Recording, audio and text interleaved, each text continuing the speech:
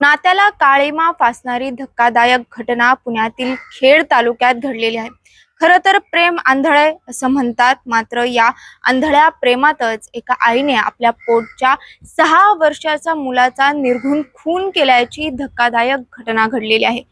मिळालेल्या माहितीनुसार बसरीन मेहबूब शेख असं या आईचं नाव आहे। तिचा पतीच्या मित्रासोबत म्हणजेच राम विनायक कजेवाड असे तिच्या प्रियकराचं नाव आहे। ते गेल्या 4 महिन्यांपासून खेड तालुक्यामध्ये राहत होते, मात्र त्यांच्या प्रेमामध्ये या 6 वर्षाचा मुलगा जो आहे तो अडथळा निर्माण होऊ शकतो, म्हणून या दोघांनीही या लहान मुलाचा काटा काढण्याचा जो कट आहे तो रचला।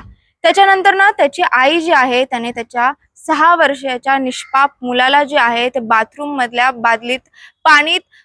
बाटलीतल्या पाण्यामध्ये बुडून आणि एवढंच यावरच न थांबता बाहेर जेव्हा त्याला काढलं गेलं त्यावेळेस फरशीवर आपटून या आईने त्याच्या स्वतःच्याच मुलीचा जो आहे तो निर्घृण खून केल्याची धक्कादायक घटना जी आहे ती घडलेली आहे। विशेष म्हणजे आईचं हे पाप स्वतः लपवण्यासाठीच ती माहेरी गेली आणि मुलाचा हृदयविकाराच्या झटक्याने मृत्यू झाल्याचा बनाव तिने रचला। मात्र अंत्यविधी वेळी जेव्हा तिचे सासरे जे आहे ते या अंत्यविधीला आले त्यावेळेस त्यांनी त्या मुलाच्या अंगावरच्या जखमा बघितल्या आणि त्यांना संशय आला।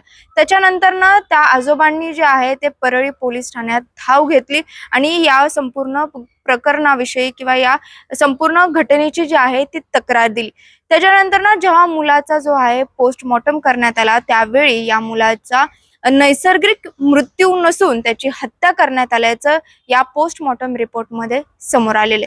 या संपूर्ण प्रकरणात पोलिसांनी नेमकी काय माहिती दिली आहे सुरुवातीला आपण ते पाहूयात।